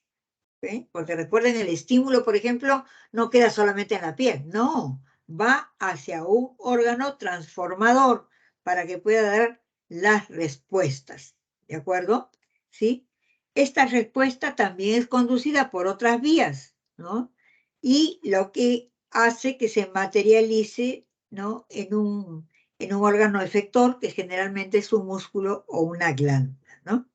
Este sistema nervioso tiene elementos importantes como son las neuronas, que están conectadas entre sí, ¿no? Y su transmisión es unidireccional, ¿no? O sea, en una sola dirección para que pueda transmitir el impulso nervioso, ¿ok? Bien, acá vamos a ver, ¿no? Algún ejemplo cómo ocurre esto, ¿cierto? Bien, por ejemplo, ¿no? Este es lo que le llaman arco reflejo. Miren ustedes, ¿no? Con esto entendemos. Vamos a ver el camino de este arco reflejo, ¿no? Entonces, por ejemplo, miren acá, ¿no? ¿Quién no conoce, ¿no? Digamos, ah, ¿cómo le llaman esto? Como si fuera una prueba, ¿no? un estímulo es aquí, ¿no? Con un martillito te golpean la rodilla, ¿cierto? ¿Sí? Bien, entonces aquí hay un receptor, ¿no es cierto? Te estimula la rodilla, el estímulo es el golpecito en la rodilla y entonces, ¿no? Ese es el receptor. Luego, esto de acá no queda ahí en la piel, sino va a ir a través de esta vía, ¿no? Que es la vía aferente, ¿no? ¿Sí? Constituida por una neurona sensitiva. Miren, por favor, miren el recorrido, ¿cierto? Esta neurona sensitiva, ¿no? Y va hacia un centro transformador. En este caso, ha ido ¿a dónde? A la médula espinal. Muy bien. Aquí, ¿no? En la neurona sensitiva, ¿no? Va a presentar pues terminaciones nerviosas sensibles al dolor en la piel, ¿no? ¿Sí? Entonces, esto lo va a transmitir, ¿no? Estimulando a una neurona de asociación en la médula espinal, la cual estimula, ¿no? A una neurona motora, ¿no? También localizada aquí en la médula, ¿no? ¿Sí? Esto estimula, ¿no? De tal manera, ¿no? ¿Qué hace? Esta neurona motora va justamente al órgano efector.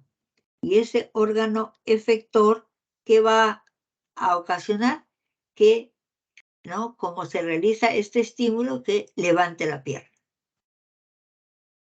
¿Está bien? Por eso decíamos, ¿no?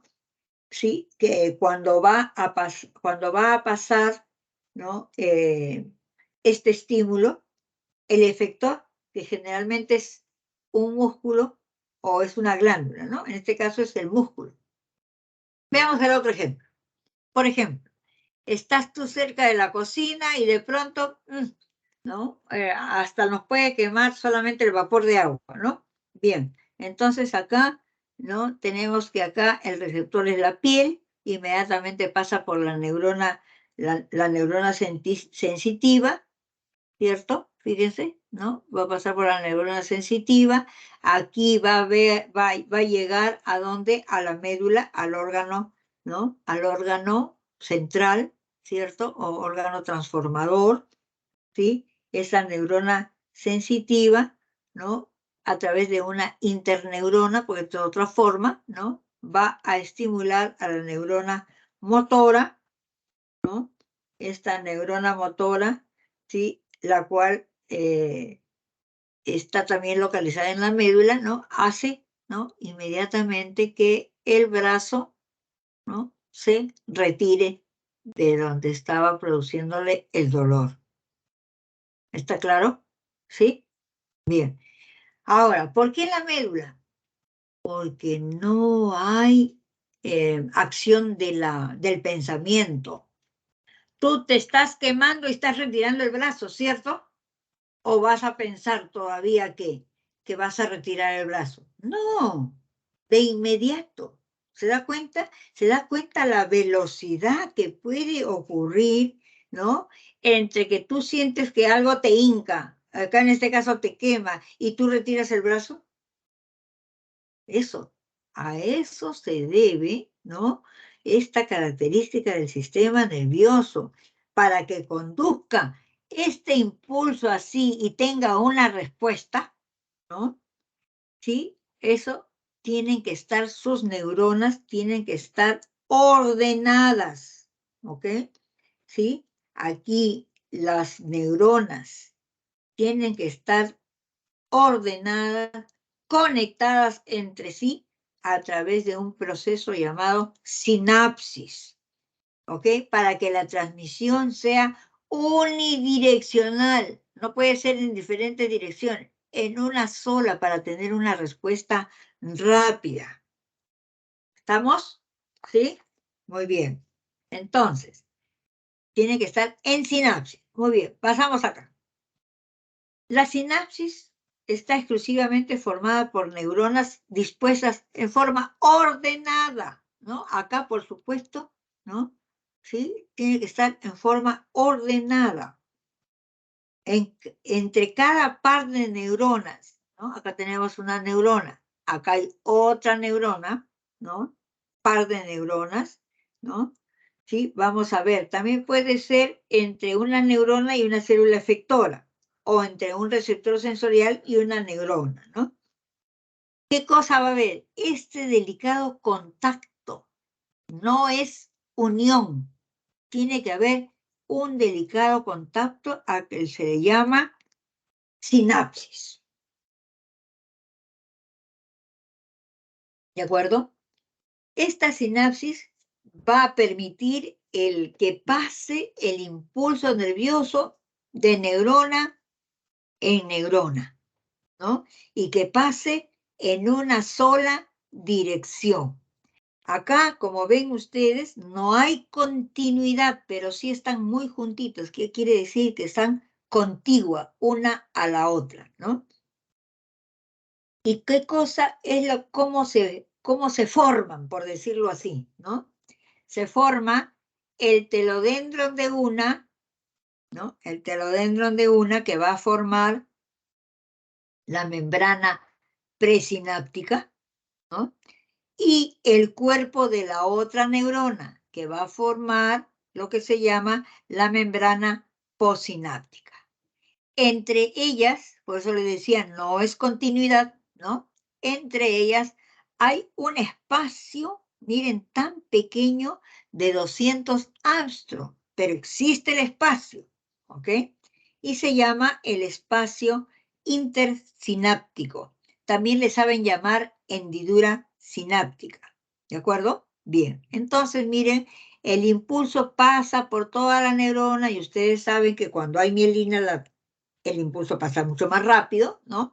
Bien, llega hasta el telodendron, o sea, hasta la parte final del cilindro de Hodgson, ¿no? Ahí existen unas vesículas, ¿no? Estas vesículas que tienen en el interior muchos neurotransmisores. Entonces llega el impulso, excitan a estas vesículas, ¿no? Excitan a estas vesículas de tal manera, ¿no? Que las vesículas se unen acá a esta membrana, ¿no? Que es la membrana presináptica y, ojo, miren acá, ¿no? Se abre y libera los neurotransmisores a este espacio. ¿De acuerdo? Bien. Ahora, esta neurona, que es la neurona, el cuerpo de la neurona, ¿qué va a presentar? Va a presentar receptores. Estos receptores captan a estos neurotransmisores, ¿no? Y entonces, en ese momento que ha captado, ¿no? Que ha captado a esos neurotransmisores, entonces el impulso ya no está en esta neurona, ya se encuentra en la segunda neurona y de acá pasa rápidamente a una tercera, a una cuarta, etcétera. Pero el orden es ese. El impulso llega acá hasta el telodendro, ¿no? Va a excitar a estas vesículas que están llenas de transmisores, ¿no? Llegado un momento, ¿no? ¿Sí? Llegado un momento, ¿no? El impulso, cuando el impulso llega a sinapsis, las vesículas se unen acá a la membrana, liberan los neurotransmisores al espacio intersináptico y escogido por esta otra neurona, ¿no? Que tiene los receptores. Luego hace lo mismo, etcétera, etcétera. ¿Ok? ¿Sí? Bien. Entonces, acá también hay otra forma de verlo, ¿no? Fíjense, miren acá, ¿no? Llega acá el impulso, ¿cierto? O sea, a este que le llaman botón, ¿no? Porque es el telodendro, ¿cierto? Bien. Y excita estas vesículas. ¿Ok? Igualmente, estas vesículas se disponen acá en la membrana y, ¿no? Y van a, ¿cómo se llama? A liberar a los neurotransmisores.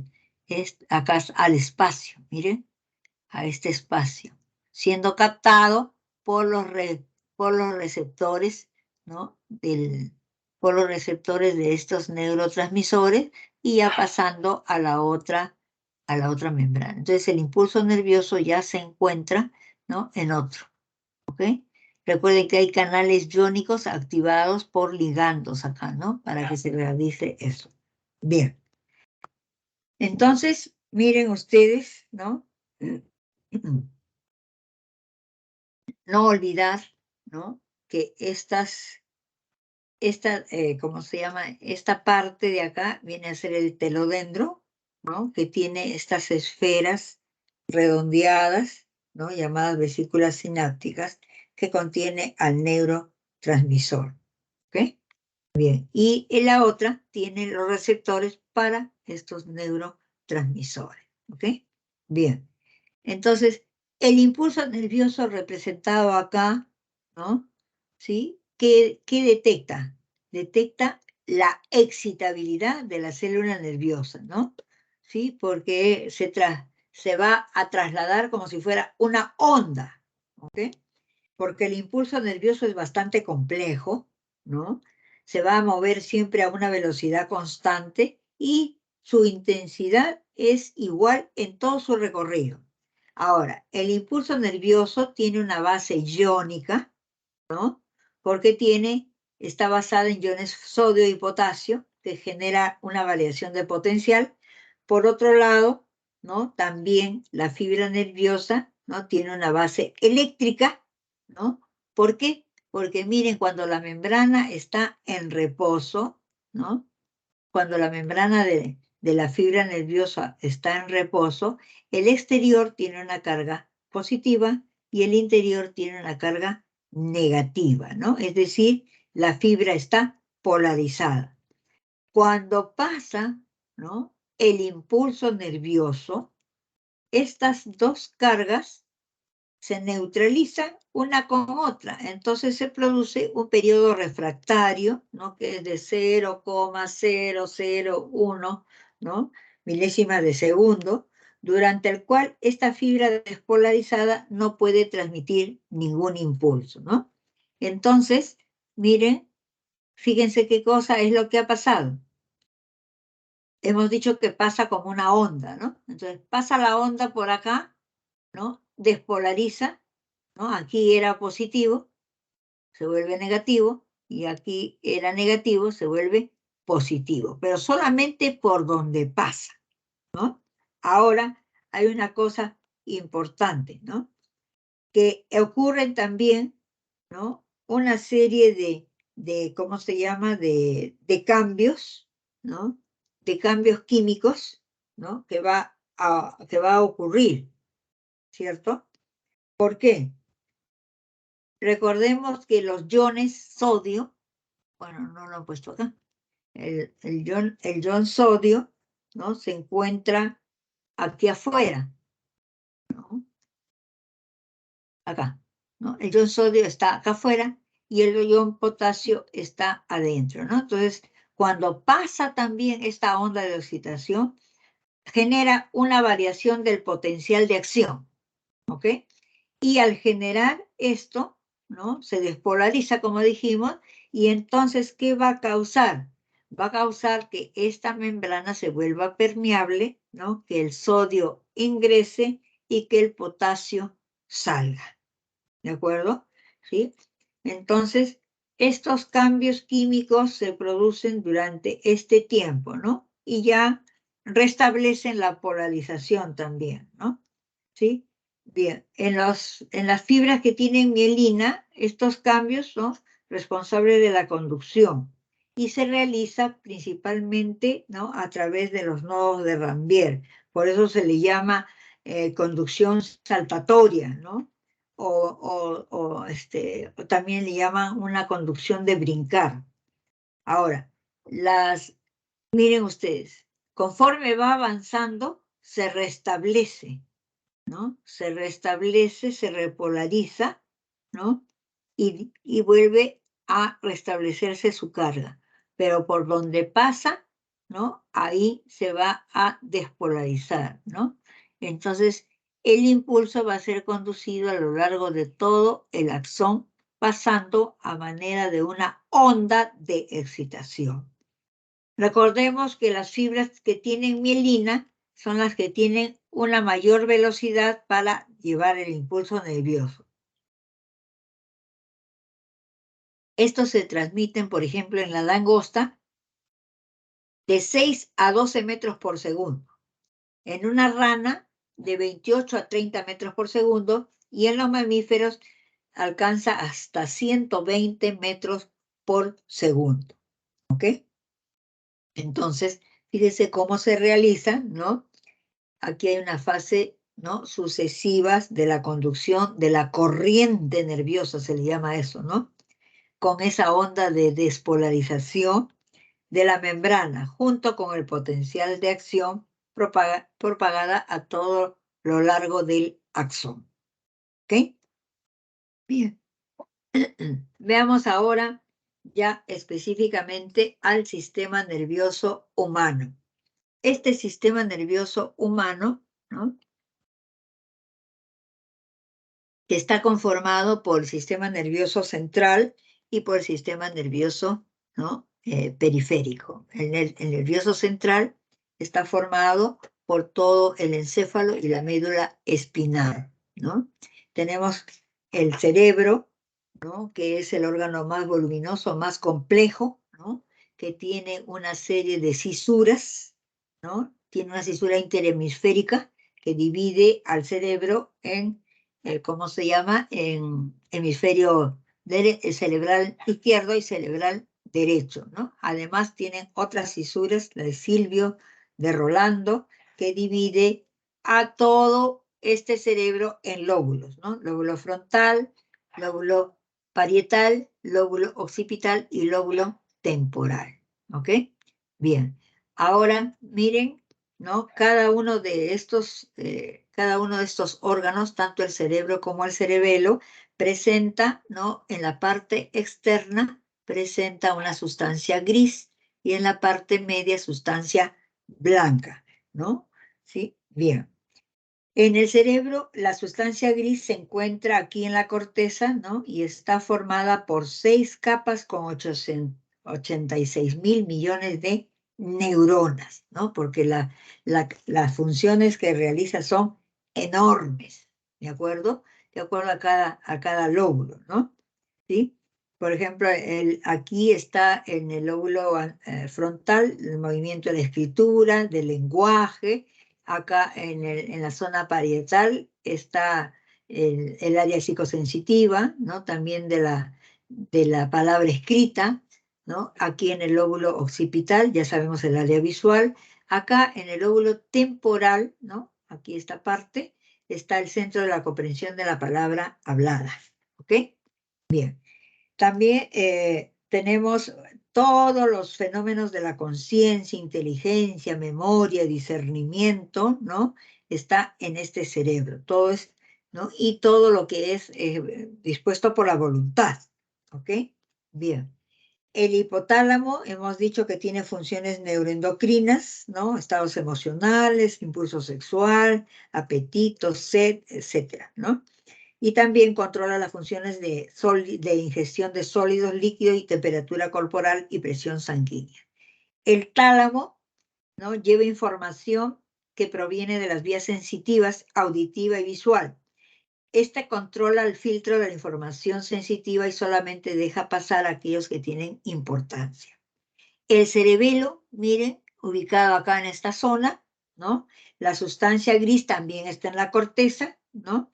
Y la sustancia blanca en medio, pero aquí sobresale la sustancia blanca, ¿no? Como líneas, ¿no? Como nervaduras, ¿no? Por eso se le llama el árbol de la vida, ¿no? ¿Sí? Se les indica cómo es el órgano principal del movimiento que tiene conexiones con el cerebro y la médula, ¿no? ¿Sí? Bien.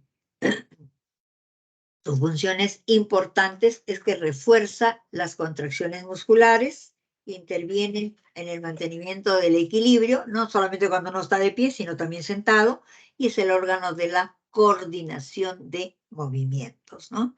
La médula espinal, ¿no? La No, vamos a ver primero acá el bulbo, ¿no? El bulbo raquídeo y la protuberancia, a veces nada le damos caso, pero tienen importantes funciones, como por ejemplo, centro moderador de corazón y la respiración, centro de la función digestiva, succión, secreción salival, deglución, secreción gástrica, ¿no? Son centros nerviosos indispensables para la vida, protuberancia y bulbo raquídeo, ¿no? Ahora, en la médula espinal, ¿no? Hemos dicho que está en todo lo largo del cuerpo, es un largo tallo ¿cómo se llama? El canal raquídeo, en medio de la columna vertebral, de 45 centímetros, ¿no? Al final se bifurca formando como una cola de caballo, ¿ok? Bien.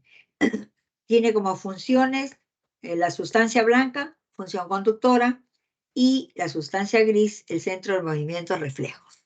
El sistema nervioso periférico formado por nervios craneales que salen pues de acá del cráneo, ¿no? Pueden ser sensitivos, motores o mixtos cuando son de ambos, ¿no? Como vemos acá. Y los nervios raquídeos son los que salen de la médula espinal. Son 8 pares cervicales, 12 dorsales, 5 lumbares, ¿no? Y saben señalar también, ¿no? 5 sacros, pero algunos le señalan un nervio coccigio, ¿no?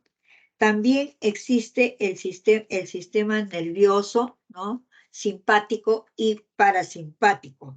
Estos forman parte del sistema nervioso autónomo o vegetativo.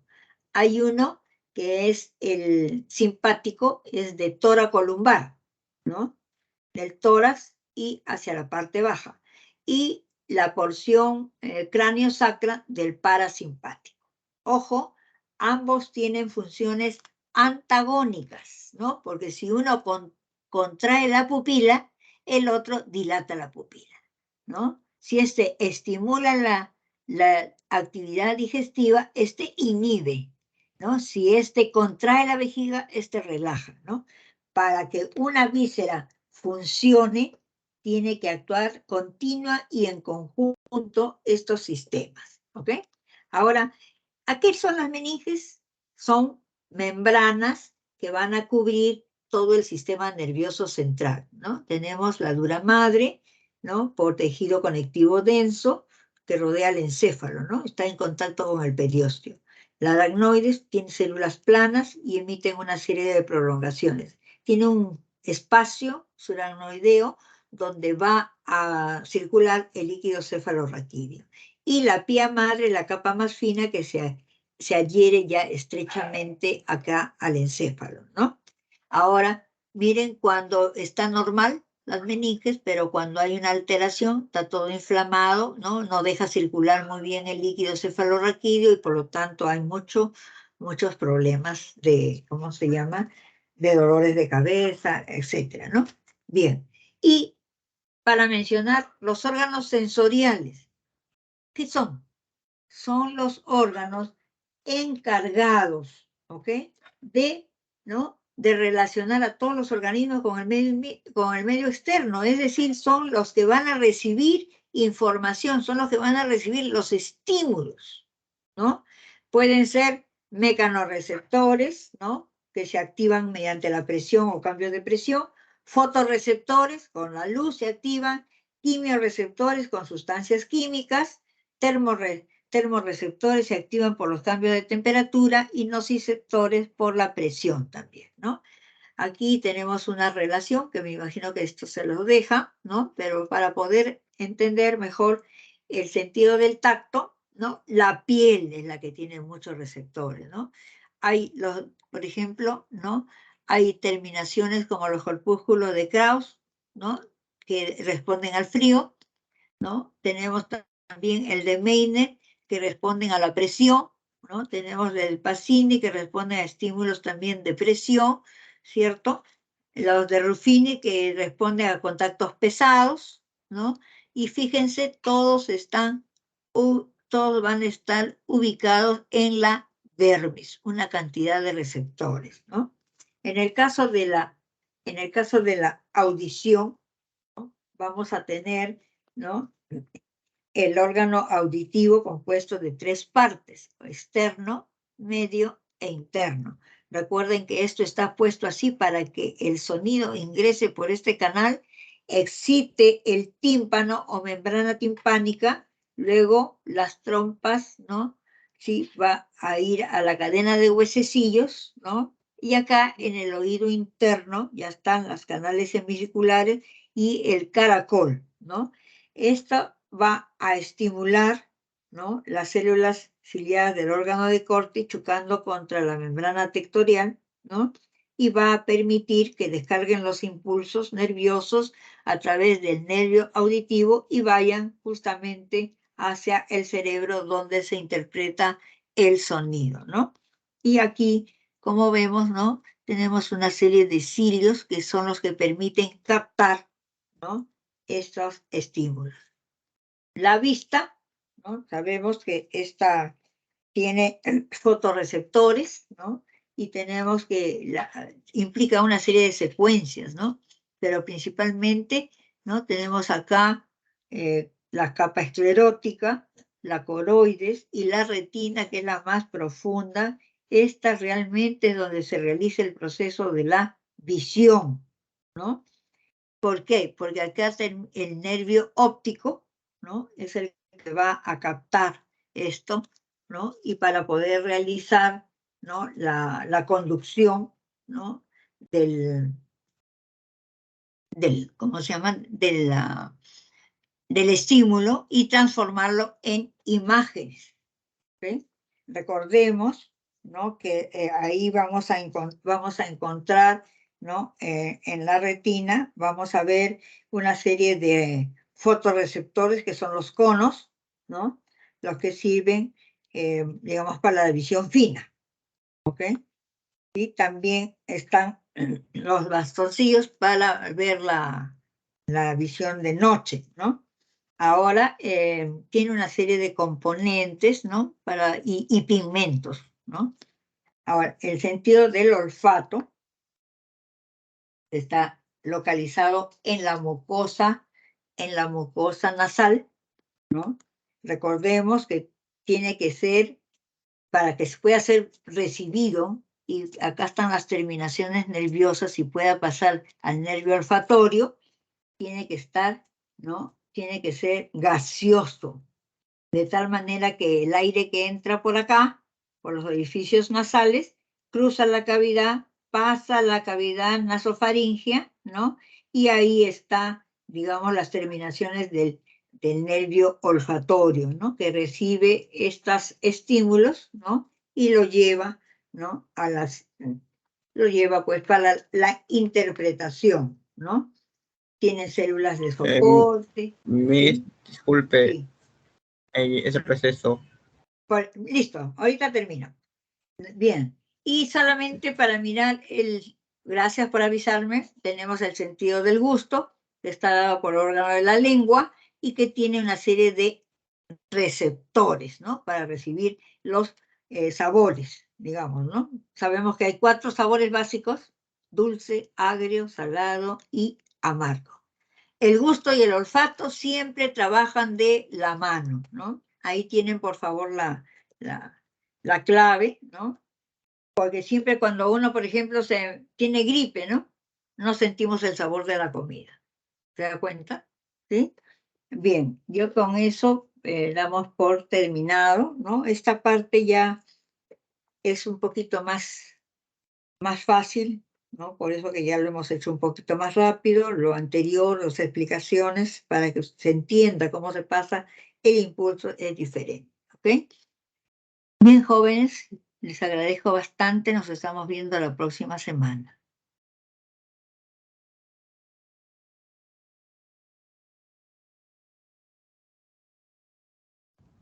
Gracias, Miss. A ustedes, muchísimas gracias. No se olviden de revisar siempre los temas, ¿no? Gracias. A ti, muchas gracias. Revisen los temas siempre para estar al día.